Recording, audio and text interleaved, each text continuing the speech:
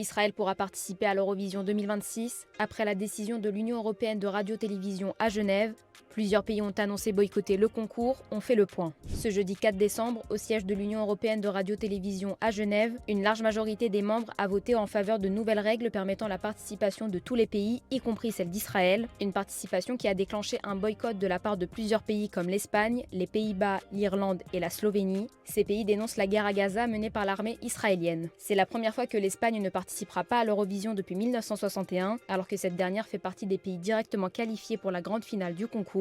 En ce qui concerne les Pays-Bas, le pays a été vainqueur de l'Eurovision à 5 reprises. Il fait notamment partie des 7 pays fondateurs de l'Eurovision, mais ce n'est pas la première fois qu'il manque une édition du concours. Plusieurs pays doivent encore donner leur décision avant Noël comme l'Islande et la Belgique. Ces derniers avaient menacé de ne pas envoyer de représentants au concours en mai prochain si Israël y participait. De son côté, Israël, par la voix de son président Isaac Herzog, a salué cette annonce, estimant qu'il méritait d'être représenté sur toutes les scènes du monde, une décision qui a été saluée par l'Allemagne, l'Autriche et la France. Et justement en France, le ministre des Affaires étrangères Jean-Noël Barrot s'est félicité sur X que l'Eurovision n'ait pas cédé aux pressions et que la France ait contribué à empêcher un boycott d'Israël dans cette enceinte. Mais cette participation d'Israël au concours prévoit aussi une modification des règles pour le vote, a indiqué l'UER le 21 novembre, après que le pays ait été accusé d'ingérence et d'instrumentalisation politique en 2025. Pour rappel, la chanteuse israélienne Yuval Raphael, survivante de l'attaque du 7 octobre 2023, était arrivée deuxième au concours, porté par le vote du public dans le monde, puisqu'il est interdit de voter pour son pays. En 2024 aussi, les jurys nationaux avaient largement snobé Israël, mais le vote du public avait fait bondir la candidate israélienne Eden Golan à la 5e place. Initialement, le concours prévoit que le public peut voter par téléphone, SMS ou en ligne. Dans chaque pays, un jury de professionnels vote également. Ces deux votes ont le même poids. Et bien pour l'édition de 2026, avec les nouvelles règles, le nombre maximal de voix du public passera de 20 à 10. À ce jour, 33 pays ont confirmé leur participation à l'Eurovision 2026 qui aura lieu à Vienne, en Autriche.